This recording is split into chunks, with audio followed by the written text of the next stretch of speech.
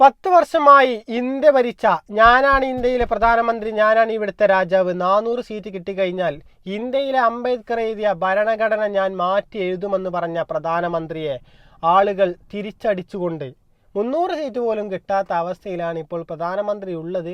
10 ദിവസമായിട്ട് പ്രധാനമന്ത്രിയുടെ കാലിളകി കിടക്കുന്ന ഒരു കസാലയിലാണ് ഇരിക്കുന്നത്. ഏത് നിമിഷവും ഞാനടക്കമുള്ള ആളുകൾ ഇവിടെ നിന്നും വീഴാം, മറ്റു അധികാരികൾ ഭരണത്തിൽ കയറാൻ സാധ്യതയുണ്ട്.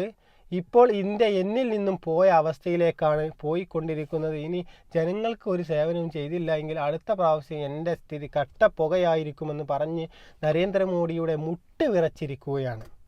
എന്തായാലും അതിശക്തമായ ഒരു പ്രതിപക്ഷ നേതാവ്, 10 വർഷമായിട്ട് ഇന്ത്യയിൽ പ്രതിപക്ഷ നേതാവ് ഇല്ലായിരുന്നു. മോദി എടുക്കുന്ന തീരുമാനങ്ങൾ മാത്രമായിരുന്നു ഇന്ത്യയിലുള്ള തീരുമാനങ്ങൾ. നേരം വെളുത്ത് നീക്കുമ്പോഴേക്കും പൈസ മാറിയിട്ടുണ്ടാവും, വകുപ്പുകൾ മാറിയിട്ടുണ്ടാവും, നിയമങ്ങൾ മാറിയിട്ടുണ്ടാവുമെന്ന് പറയപ്പെടുന്ന ഒരു ഇന്ത്യയിലായിരുന്നു നാം ജീവിച്ചു കൊണ്ടിരിക്കുന്നത്. ഇപ്പോൾ അതിൽ നിന്നൊക്കെ മാറി ചോദിക്കാനും പറയാനുമുള്ള ഒരു അധികാരമുള്ള പ്രതിപക്ഷ നേതാവ് ഇപ്പോൾ ഉണ്ടായിരിക്കുകയാണ്. അദാനിയുടെയും അംബാനിയുടെയും കീശയിലേക്ക് ഉണ്ടാക്കി കൊടുത്ത പണത്തിനൊരു കയ്യും കണക്കും മോദിക്ക് പറയാൻ സാധിക്കില്ല. എന്തായാലും മോദിയുടെ സർക്കാർ ഇപ്പോൾ മോദി പോലും തല കുനിച്ചിരിക്കുന്ന ഒരു അവസ്ഥയിലേക്കാണ് പോയിക്കൊണ്ടിരിക്കുന്നത്. 10 ദിവസമായിട്ട് മോദിക്ക് യാതൊരുവിധ ഉത്സാഹവുമില്ല. ഞാനാണ് ഇന്ത്യയിലെ രാജാവ്, ഞാൻ പറയുന്നത് പോലെ ഇനി എന്തും നടക്കൂ, 400 സീറ്റ് കിട്ടിയാൽ അത് ഇത്തവണ 400-ലധികം കിടക്കുമെന്ന് പറഞ്ഞ നരേന്ദ്രമോദിയുടെ വായിലെ ചെറുനാവിൻ്റെ സൗണ്ട് പോലും ഇപ്പോൾ കേൾക്കുന്നില്ല. BJPക്കാർ ഇപ്പോൾ മിണ്ടുന്നില്ല. ഒരുപാട് ആളുകൾ വലിയ ഭീമ്പകളാക്കി വന്നിരുന്ന ഒരുപാട് ആളുകൾ ഉണ്ടായിരുന്നു. അവരൊക്കെ എങ്ങോട്ട് പോയി?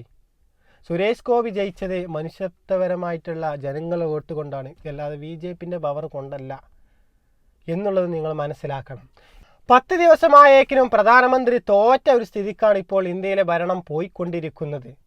രാജകീയമായ ആ ഒരു സ്ലോ മോഷൻ നടത്തമില്ല, ഫോട്ടോ ഷോട്ടുകളില്ല, ഞാനാണ് രാജാവ് എന്ന് പറഞ്ഞുകൊണ്ട് നിൽക്കുന്ന ആ ഒരു പവർ ഇപ്പോൾ ഇല്ല.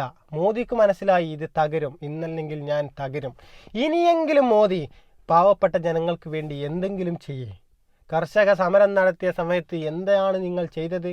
എത്ര കർഷകർ ഡൽഹിയിലൂടെ കുത്തിമറിഞ്ഞു, എന്തെല്ലാം സമരങ്ങൾ നടത്തി, CA പോലത്തെ നിയമങ്ങൾ കൊണ്ടുവന്നു, രാമക്ഷേത്രം പണിതു. ഇതൊന്നും നിങ്ങൾക്ക് വർക്കായില്ല. ജനങ്ങൾ നിങ്ങളെ മനസ്സിലാക്കിയത് നിങ്ങൾ മതം പറഞ്ഞുകൊണ്ട് വോട്ട് പിടിക്കുന്ന ഒരവസ്ഥയാണ് നിങ്ങൾക്കുള്ളത്. നിങ്ങൾ ജനങ്ങളെ വഞ്ചിക്കുകയാണ് എന്ന് മനസ്സിലാക്കിയ ജനം പിന്തിരിഞ്ഞ് നിങ്ങൾക്ക് വോട്ട് ചെയ്തില്ലേ? എന്തേ പറ്റി? നരേന്ദ്രമോദിയുടെ മണ്ഡലത്തിലടക്കം 4 ലക്ഷത്തി സംതിങ് വോട്ട് കുറഞ്ഞു പോയില്ലേ? നിങ്ങളൊരു പ്രധാനമന്ത്രിയല്ലേ? രാഹുൽ ഗാന്ധി ഉശിരോടെ പവറോടെ കടന്നു വന്നില്ലേ? നിങ്ങൾ മനസ്സിലാക്കണം, ഇനിയെങ്കിലും നല്ലൊരു പ്രവൃത്തി ചെയ്തില്ല എങ്കിൽ നിനക്ക് അടുത്ത തവണ 300-ലല്ല 400-അല്ല 40 പോലും കിട്ടില്ല എന്ന് ചിന്തിച്ച് കളിച്ചോ.